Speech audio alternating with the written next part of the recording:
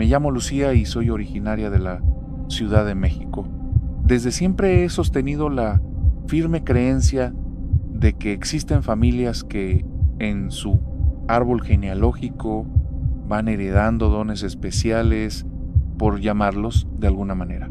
Y ese es precisamente el caso de mi propia familia. Actualmente tengo 22 años y asisto a terapia psicológica.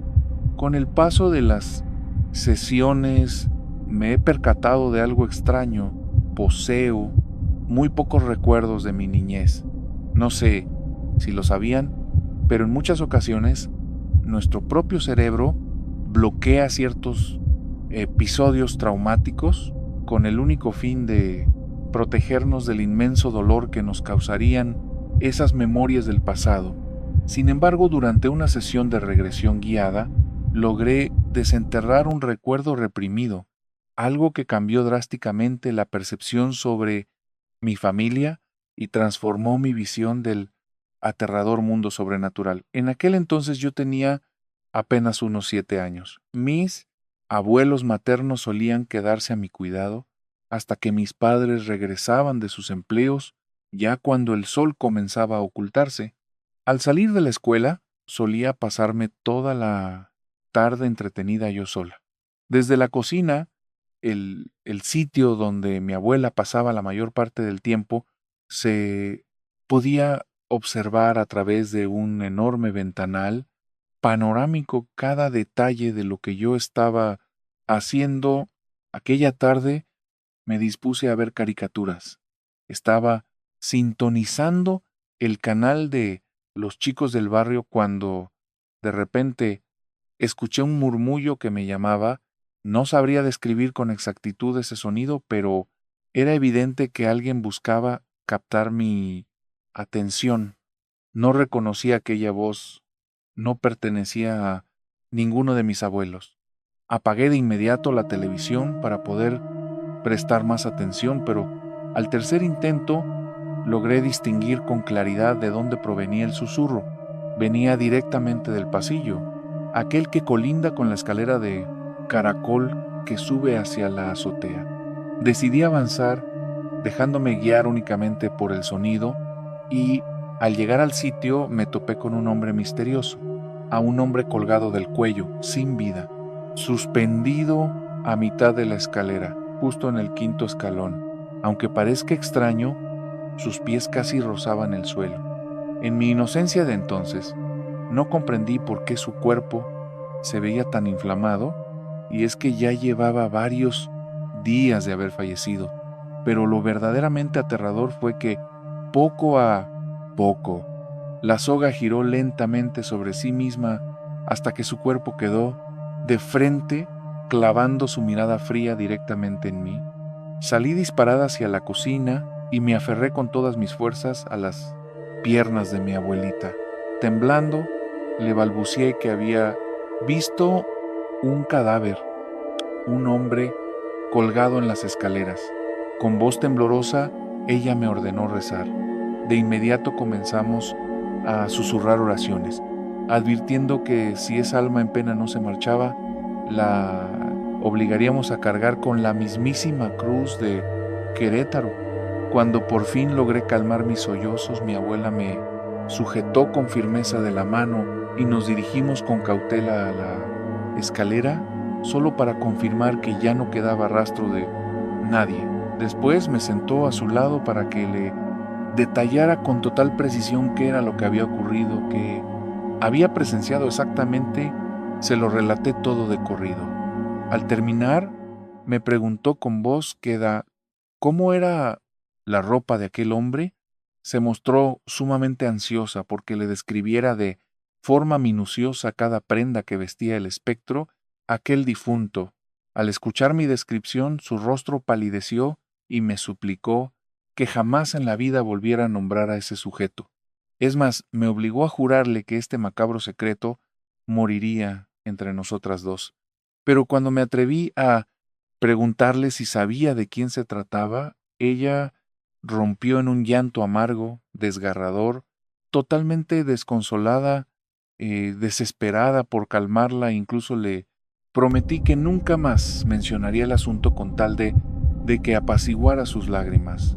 Aquella noche permanecí en vela aguardando el regreso de mis padres, pues la intriga me carcomía el alma y no me daba tregua. En cuanto llegaron, le pedí a mi madre que me hablara con la verdad, y comencé a detallarle el aspecto físico y la vestimenta del hombre que se me había parecido, para luego preguntarle si lo reconocía. Sí, pero ¿cómo sabes de su existencia? ¿Quién te habló de él?, me inquirió con desconcierto. Le confesé abiertamente que yo misma lo había visto cara a cara y le revelé también la aterradora reacción que había tenido mi abuela al respecto. Qué imprudente eres. ¿Es que acaso no te das cuenta de que hieres en lo más profundo a tu abuela? Le abres una vieja herida cada vez que tocas ese tema. Me reclamó mi madre con un hilo de voz angustiado. Al quedarme sin opciones, mi último recurso fue acudir con mi hermano mayor.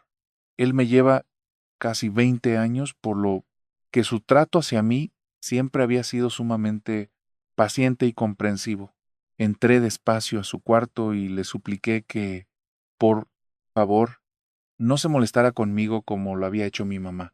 Él me prestó toda su atención y con voz suave comenzó a contarme que nuestra abuela tenía varios hermanos que, al igual que ella, pasaron su infancia únicamente bajo la tutela de su padre, un hombre que había quedado viudo a una edad muy temprana. Sus hijos lo adoraban con devoción, conscientes de todos los inmensos sacrificios que hizo para sacar adelante a toda la familia. Tuvo una existencia muy larga, falleció a los 90 años de edad y gozando de una salud envidiable. Sin embargo, uno de sus hijos, el de alma más noble y generosa según lo describen, consagró cada instante de su vida entera a cuidar de su progenitor. Jamás mostró interés en casarse ni en formar su propio hogar. Ni siquiera quiso ejercer una profesión que le robara demasiado tiempo.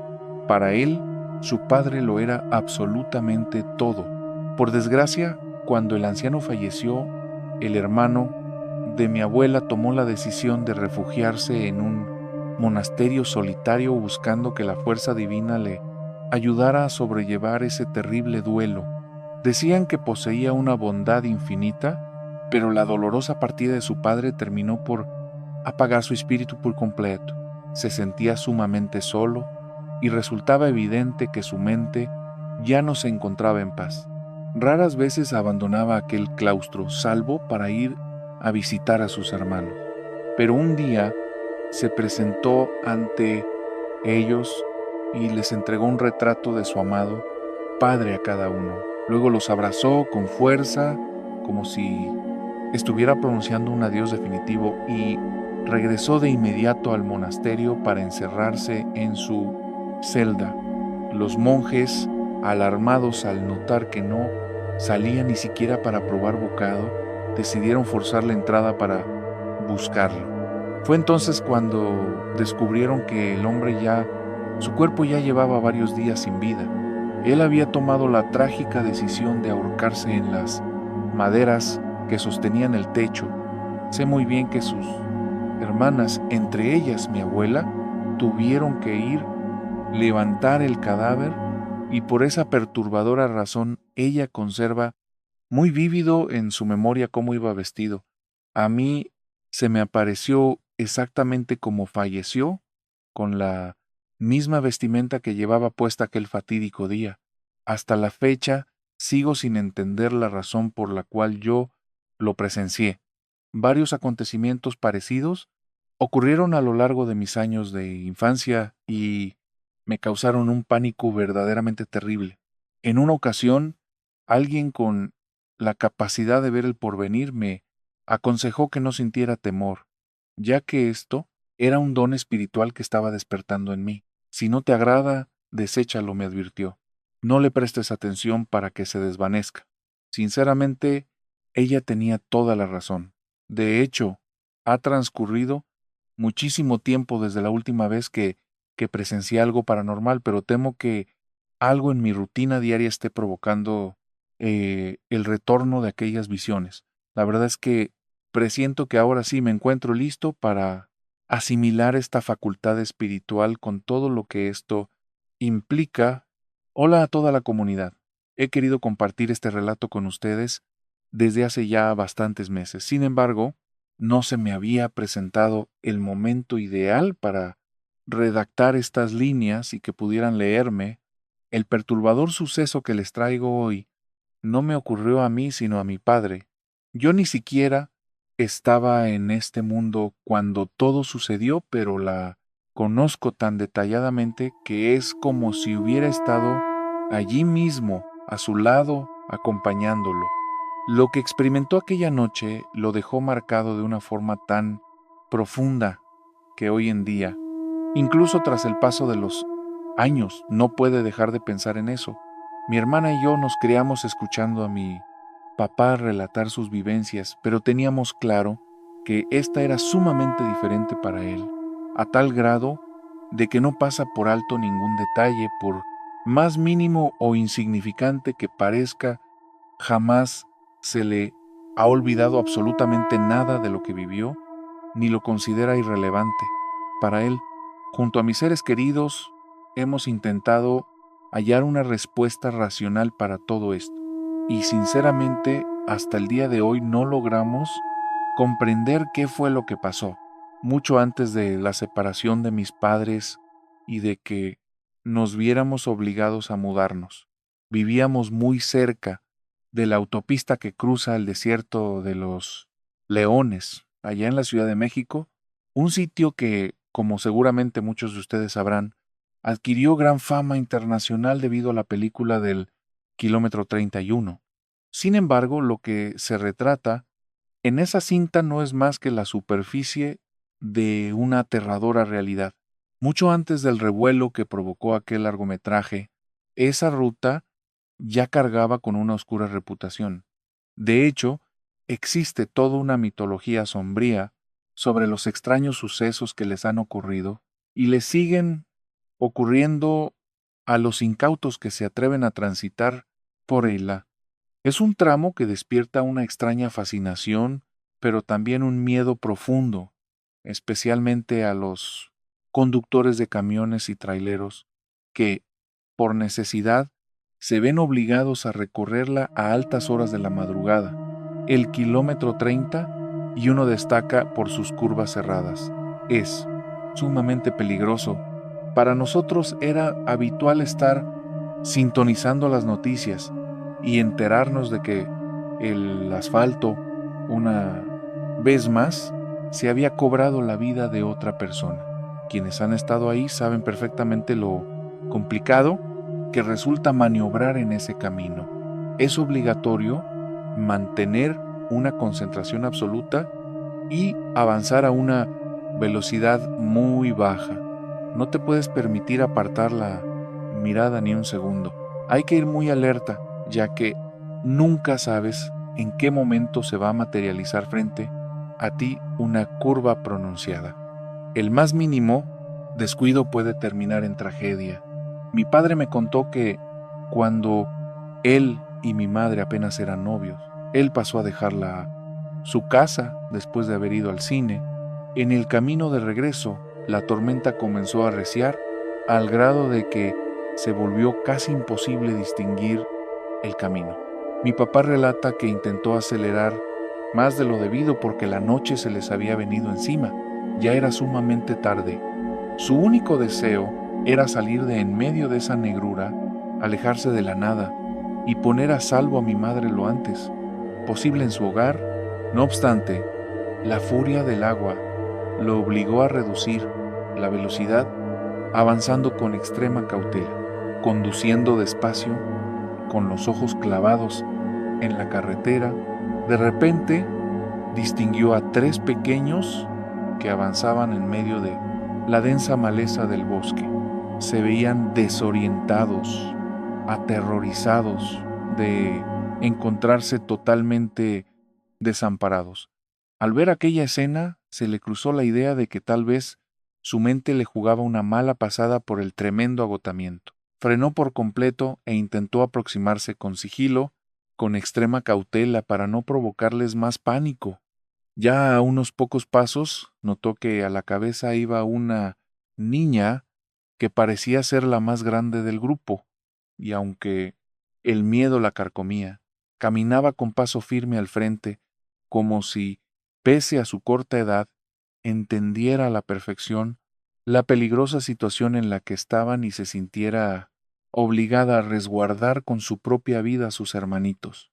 Mi padre se acercó con la intención de averiguar qué les había ocurrido, eh, si se encontraban bien o si de alguna manera él podía intervenir para ayudarlos. En ese instante, ella murmuró temblorosa: Mi mamá. Mi mamá se quedó profundamente dormida en el camión, y al despertar se bajó sin mirar atrás. Se le olvidó por completo despertarnos, le confesó la pequeña. Mi papá se quedó helado, sin emitir palabra. Sinceramente, no hallaba las palabras adecuadas ante semejante confesión. Los contempló con fijeza en medio de la penumbra. Había una profunda y desgarradora tristeza en sus ojos. Daba una pena inmensa contemplar sus rostros. Él relata que un inmenso sentimiento de lástima y un deseo casi desesperado de ponerlos a salvo lo invadieron. Llevamos horas esperándola, pero no aparece. ¿Usted nos podría llevar?, le suplicó la niña, mirándolo fijamente. Sin dudarlo, mi papá accedió a acercarlos a su destino. El trayecto le venía de paso y además jamás habría sido capaz de dejarlos allí desamparados. Un silencio sepulcral reinó dentro del vehículo durante todo el viaje. Mi padre jamás escuchó emitir un solo sonido a los otros dos pequeños. Ni siquiera llegaron a decir sus nombres. El mudo trayecto se prolongó hasta que de pronto la mayor susurró: «Es por allá», señalando con su pequeña mano hacia una ruinosa casa oculta entre la maleza y las sombras más espesas del bosque. Mi padre los dejó exactamente en el sitio que le habían indicado. Aquella perturbadora escena se le quedó grabada en la memoria por muchísimos años. Y es que en esas zonas es trágicamente habitual oír relatos sobre pequeños abandonados y que, según dicen, acaban vagando sin rumbo por las calles más sombrías de la Ciudad de México. Pasó el tiempo y bastantes años más tarde, mi padre se encontraba reunido con algunos colegas de la oficina. Conversaban animadamente sobre aquel filme de terror, cuando de repente uno de ellos soltó una frase que heló el ambiente: «Eso no es nada.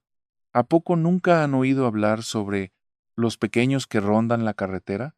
Al principio, el resto del grupo ignoró por completo el comentario, restándole importancia para seguir platicando de lo impactante que había sido la película y de lo mucho que les había fascinado el pánico que transmitía. Daba escalofríos de verdad.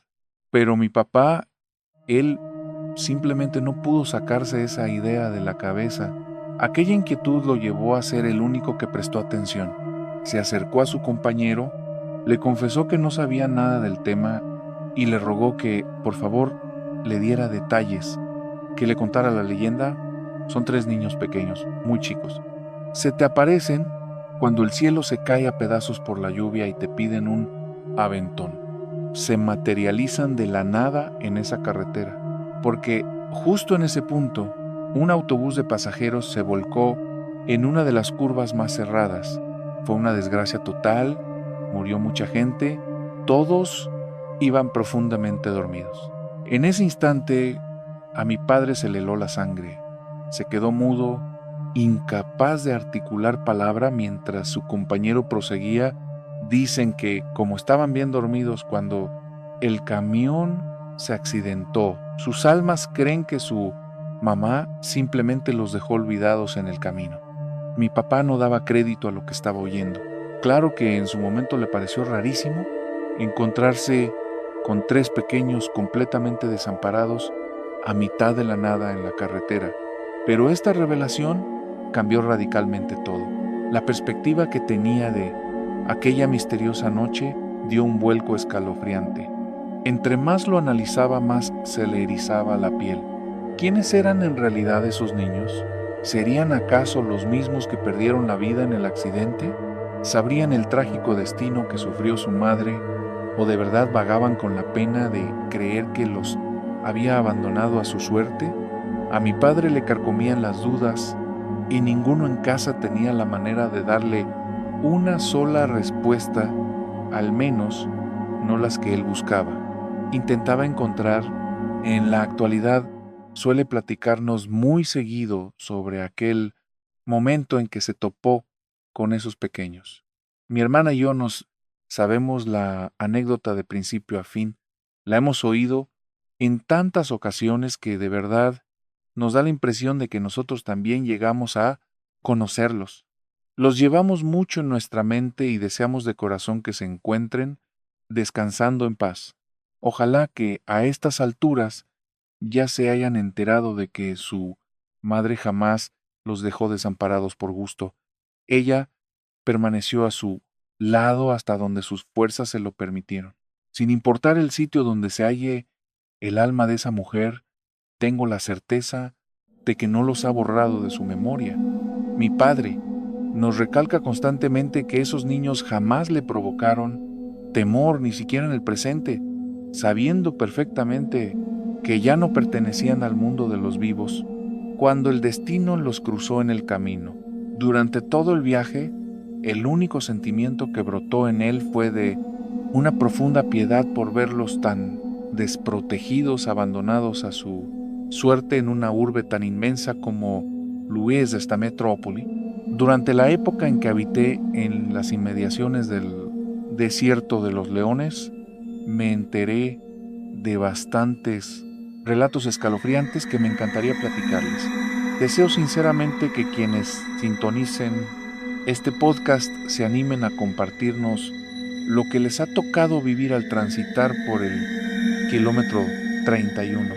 Todavía nos queda una experiencia más por escuchar, amigos de la comunidad.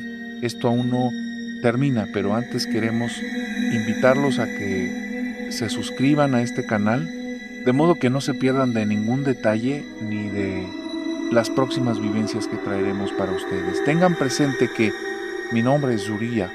Quédense con nosotros, que la noche aún nos depara más misterios. Hoy, tras haber formado parte de este grupo por un largo periodo, por fin me armé de valor para narrarles mi propia vivencia. Esto ocurrió hace ya bastantes años, en mi niñez, cuando solíamos aprovechar cada temporada vacacional para ir a pasar unos días con mis abuelos, quienes habitaban en una pequeña propiedad rústica cerca de Dolores, Hidalgo.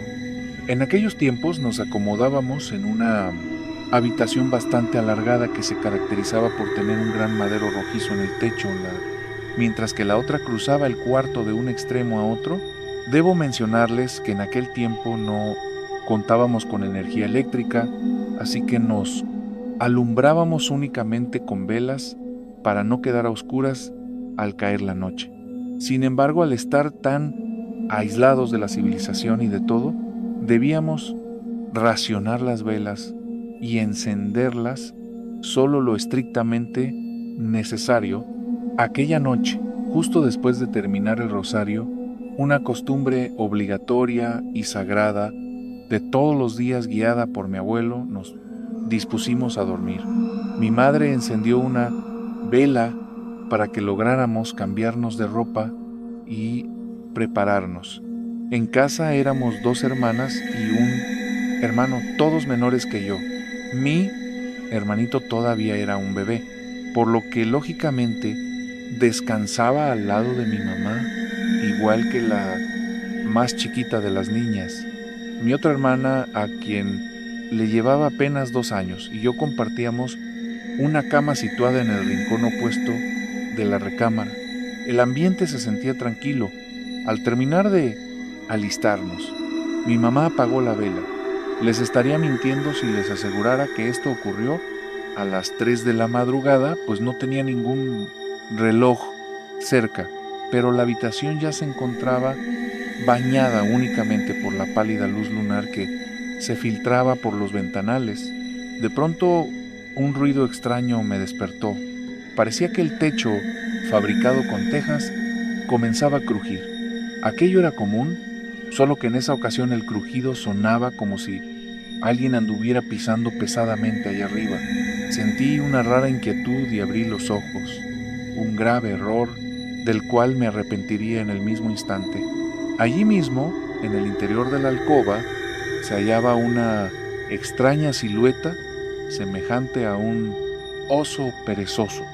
No lograba distinguir su rostro, pero poseía unas extremidades larguísimas y estaba cubierto por un pelaje áspero y rojizo, idéntico a la tierra de los caminos. De por aquí un tono muy parecido al lodo arcilloso. Su cabeza tenía una forma ovalada y se desplazaba de un extremo a otro de la habitación, columpiándose con agilidad de viga en viga. No tengo idea de cuánto tiempo permanecí en ese estado de shock absoluto, observando cómo aquella criatura balbuceaba palabras incomprensibles mientras iba de un extremo al otro, hasta que en cierto momento quedó suspendida flotando justo en el centro de la habitación. Giró despacio la cabeza y mi mirada se cruzó con la suya. Tenía unos ojos amarillos gigantescos, unas pupilas que, incluso hoy en día, al recordarlas, me provocan un escalofrío insoportable. Me tiemblan las manos al escribir esto, pues aquello no era un animal ordinario. Me dedicó una sonrisa siniestra y luego se dejó caer. Avanzó hacia la salida y cruzó la puerta como si nada. Al cabo de unos instantes, entre sollozos, le supliqué en un susurro desesperado a mi madre que, por favor, encendiera la vela. Pero parecía no escucharme. Me ignoró por completo y ni siquiera logré que se despertara. En algún punto de la madrugada, el cansancio me venció y me quedé profundamente dormida. A la mañana siguiente le relaté detalladamente lo que había ocurrido. Sinceramente creí que no me tomaría en serio, pero ese mismo día empacamos las cosas para marcharnos de allí. Mi madre fue a buscar el consejo de una tía que también residía por la zona y después de enviarle por escrito lo que yo había presenciado, mi madre nos confesó que llevaba bastantes noches con una horrible sensación. Sentía que un ser de brazos larguísimos intentaba arrebatarle a mi hermano menor durante las madrugadas. Comparto este suceso de manera anónima para evitar posibles burlas o incredulidad. Si les interesa saber más, déjenme decirles que hay mucho más detrás de esto. Con el paso del tiempo, logramos descubrir de qué clase de entidad se trataba y cuál era su aterrador origen, y con esto cerramos el relato del día de hoy. Si te apasionan las historias de misterio, las leyendas tétricas y las crónicas que te mantendrán desvelado, no dejes de sintonizar Historias de Medianoche para descubrir una nueva pesadilla en nuestro próximo video. Y si todavía no formas parte de la comunidad, suscríbete al canal, activa la campana de alertas para acompañarnos en cada entrega, semana, en una nueva travesía con rumbo a lo inexplicable. Mil gracias por escuchar y no lo olviden. Algunos relatos mueren en cuanto cierran esta pantalla, pero otros apenas están cobrando vida. Que tengan dulces pesadillas